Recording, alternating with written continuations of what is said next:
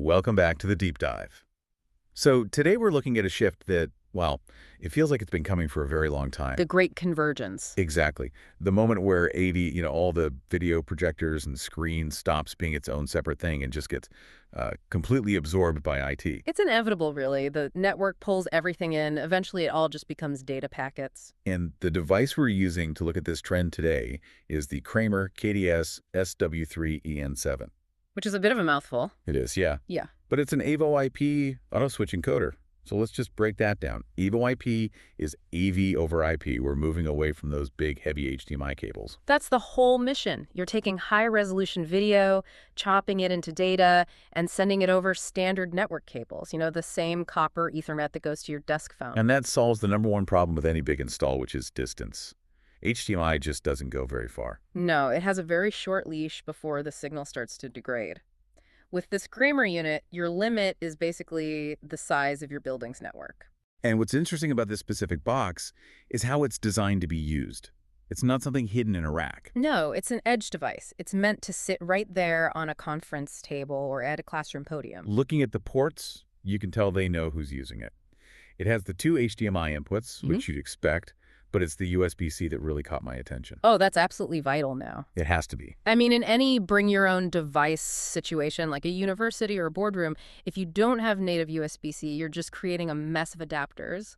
This lets you plug a modern laptop or tablet right in. Okay, but let's talk quality. Because when people hear video over the network, they think of, lag or compression, fuzzy images. Right. Not the case here. This is pushing UHD 4K resolution at 60 frames per second, so professional-grade clarity. And what about the switching? The spec sheet says instantaneous. It's under 1 second, and that's maybe the more important number. In a normal meeting, a few seconds of a black screen is just annoying. But in a command center or something similar?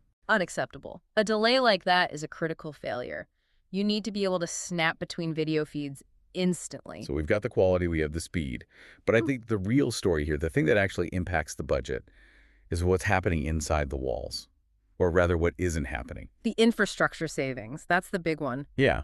If you're retrofitting an old school or a government building, ripping open walls to run new dedicated AV cabling is where all the money goes. This just leverages the network wiring that's already in place. You're turning the building's IT nervous system into your video system. Exactly. And you don't even need a separate power outlet for it. Right. It runs on PoE, power over Ethernet. So one single cable carries your video, your control signals, and the electricity to run the box itself. It's incredibly clean. And that integration goes all the way to control, too. It's compatible with standard gear, like those Netgear M4250 switches, and Kramer control. Right. It's not a dumb device just sending a signal. It can transmit USB, IR, and even RS-232 commands. So from your control panel, you can turn on the projector and control a camera all over that same single network line. It just feels like the final nail in the coffin for those old, complicated AV systems. But it brings up this massive operational question. If your entire AV system is just another service running on the IT network, I know exactly where you're going with this. who's in charge of it?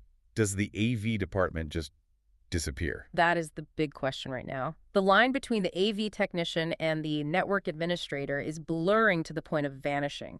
This device proves that AV is now firmly in the IT domain. A pretty sobering thought for anyone looking at their org chart today. That's it for this deep dive. Check your cabling, and we'll catch you next time.